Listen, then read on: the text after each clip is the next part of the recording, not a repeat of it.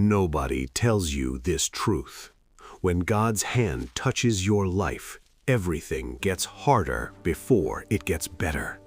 You think anointing brings ease? It brings war. The moment heaven selects you, darkness targets you. And suddenly, what used to flow naturally now faces opposition at every turn. Friendships shift, opportunities vanish, your own mind becomes a battlefield. And you're left wondering, did I hear God wrong? Why is everything falling apart? Here's what they don't tell you. You didn't mess up, you just became dangerous. When hell sees heaven's mark on you, it panics, because anointed people don't just pray, they shift atmospheres. They don't just believe, they break through. So if life feels like it's shaking right now, pay attention. This isn't collapse, this is confirmation. Let me show you 5 undeniable signs you're carrying an anointing that terrifies the enemy. Sign 1. Warfare that makes no sense. You'll face attacks that have no logical source. No drama, no sin, just sudden heaviness, confusion out of nowhere, fear you can't explain. Here's why. The enemy doesn't waste arrows on empty targets. He attacks what carries weight. Ephesians 6 says we fight invisible powers, not people. Your battle isn't with your circumstances, it's with forces that see what you're about to become. That anxiety, that's not weakness, that's a demon recognizing your destiny. David faced Goliath not because he was rebellious, but because he was anointed. The giant showed up because the king was rising. When warfare intensifies without reason, it's not God punishing you, it's hell panicking over you. Sign 2. Loneliness you didn't choose. God will isolate you before He elevates you.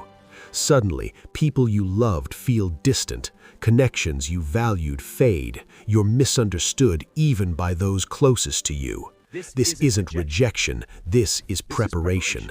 Look at Moses, 40 years in the wilderness before he led millions. Look at Jesus, 40 days alone before his ministry exploded.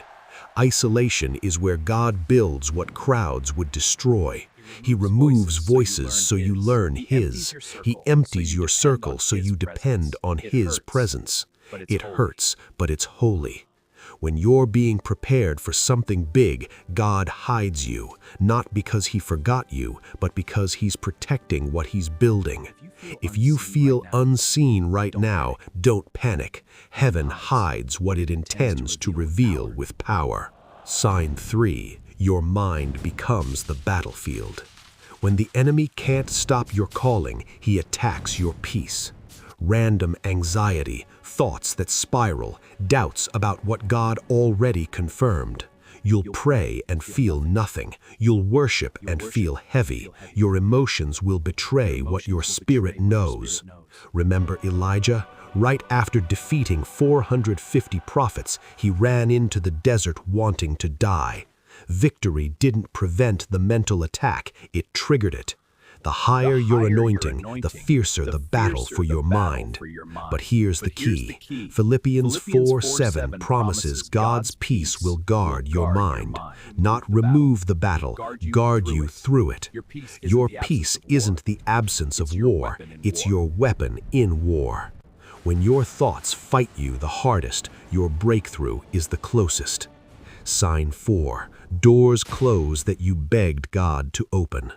You'll pray for opportunities that never come, apply for positions that fall through, chase dreams that suddenly pause, and you'll ask, did I miss you? No. Sometimes God says no to protect you from what you're not ready for. Joseph dreamed of a throne, but got a pit and a prison first. The delay wasn't denial, it was development. Premature promotion destroys what patient preparation sustains. When God closes doors, He's not blocking your future, He's protecting it. Every not yet is a heaven saying, I'm building something in you that matches what I'm building for you. So if everything feels on hold, trust this: delays aren't punishments, they're divine strategy. Sign 5. You can't quit even when you want to. This is the ultimate proof. No matter how hard it gets, something inside you refuses to give up. You might cry, you might doubt, you might feel like you're failing, but quitting, that's not an option. That's not stubbornness, that's your spirit recognizing your assignment. Paul said it, pressed on every side, but not crushed.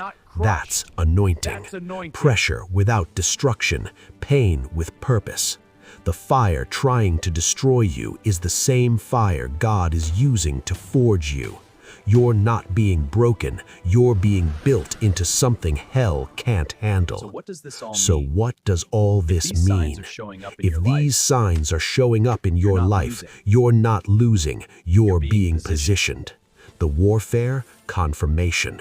The isolation, preparation. The mental battles, refinement. The closed doors, protection. The unshakable call, your destiny activating. Heaven chose you, hell noticed, and now every battle is proof you carry something dangerous for the kingdom. Don't retreat. Don't apologize for the anointing. Stay in prayer. Stay in position. Stay ready. Because when God finally reveals what He's been building in secret, every battle will make sense. Comment, "I'm anointed," if this message hit your spirit.